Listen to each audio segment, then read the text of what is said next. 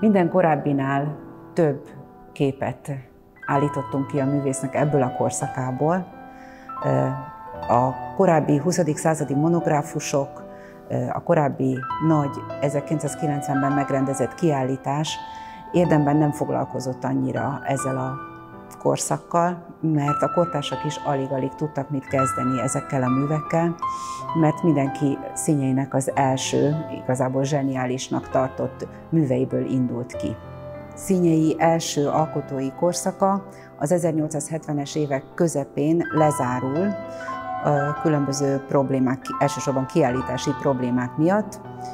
Ezután a művész már csak igen kevés képet festett, visszavonulva ért Jernyei birtokán egészen az 1890-es évek közepéig, amikor is egy ifjú festő buzdítására visszatért a művészeti életbe, majd 1896-ban a millenáris kiállításon kiállította korábbi nagy műveit, többek között például a Majálist, a Hóolvadást vagy a Pacsirtát, és fiatal pályatársai, a Münchenből hazatérő, eljövendő nagybányai festő generáció tagjai ámulva, csodálattal vették észre ezeket a műveket, és Színyei így újra bekerült a magyar művészeti élet körforgásába.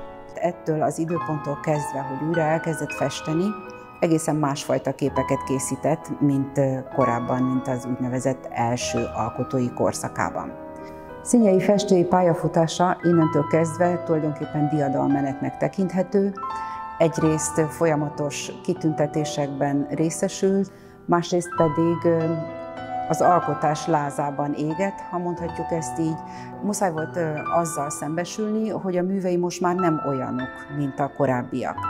De hát hogy is lettek volna, hiszen már 30 éve eltelt azóta, egészen másfajta festésmód uralkodott már tulajdonképpen mindenfelé, itthon is, meg külföldön is, és azok a művek, amelyekkel 30 évvel korábban semmiféle visszhangot nem tudott kiváltani, mára, tehát a saját jelenében tulajdonképpen már elsősorban a datálásuk miatt voltak érdekesek. Ami igazán feltűnő Színyeinek ebben a második korszakában, az, hogy nagyon kevés motívumot használ, tehát tulajdonképpen nincs is semmiféle elbeszélhető témája a képeinek.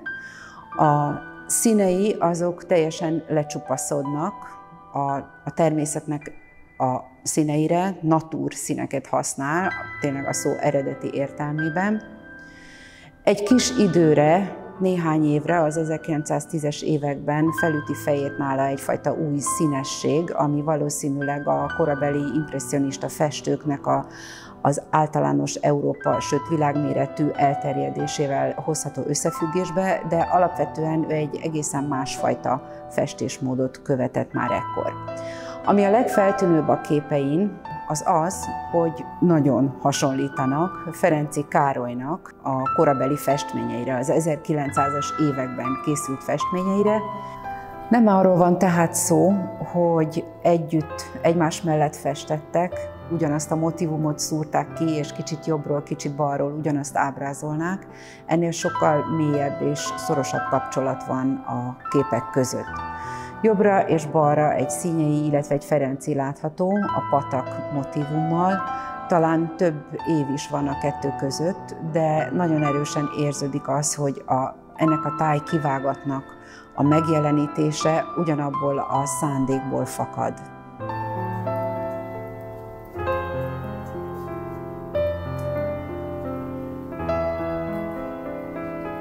Ha meg akarjuk érteni, hogy ezek a képek tulajdonképpen miről is szólnak, akkor az a legegyszerűbb módszer tulajdonképpen, mondhatom így, hogy párhuzamba állítjuk a képeket Ferenczy Károly korabeli festményeivel, ugyanezekben az években készült festményeivel. A kiállításban látható is ezzel kapcsolatban néhány párhuzam, ennél sokkal többet is tudtunk volna mutatni, és igazából a magyarázatot Színyei képeihez Ferenczy Károly híres mondásával vagy írásából vett részlettel tudjuk megkapni. Kolorisztikus naturalizmus szintetikus alapon jelzővel illeti ennek a korszaknak az ő képeit. Ferenczy ezzel tulajdonképpen azt akarta kifejezni, hogy ő impresszionista modorban fest. Ez a kérdés ez azért volt nagyon fontos, és tulajdonképpen kulcsa is a színjei műveknek, hiszen a színjeivel kapcsolatban mindig is az volt a központi kérdés, miután kiderült, hogy mennyire újító a majális, mennyire nem fért bele a korába, mennyire másképpen festettek akkoriban, mennyire másképpen néztek az ő képeire. Tehát ahhoz képest mindig is fontos kérdés volt, hogy színjei tulajdonképpen impresszionista-e, nem impresszionista, naturalista, plener, minek is lehetne nevezni az ő stílusát, vagy hát az, hogy mennyire impresszionisták a magyar festők általánosságban, ez is egy fontos kérdés, hogy mennyire lehet rácsatlakozni a franciákra, a klasszikus impresszionista művészekre. Tehát egyszer csak itt vagyunk, itt állunk egy meghatározással, amely a mai értelemben tulajdonképpen impresszonistának is nevezhető, szöveg szerint. Azonban itt vannak ezek a képek, jobbról is és balról is, akár Ferencitől, akár színjeitől, amelyek a mai értelemben egyáltalán nem impresszionisták. Nem ezekre a művekre mondjuk azt, hogy impresszionizmus.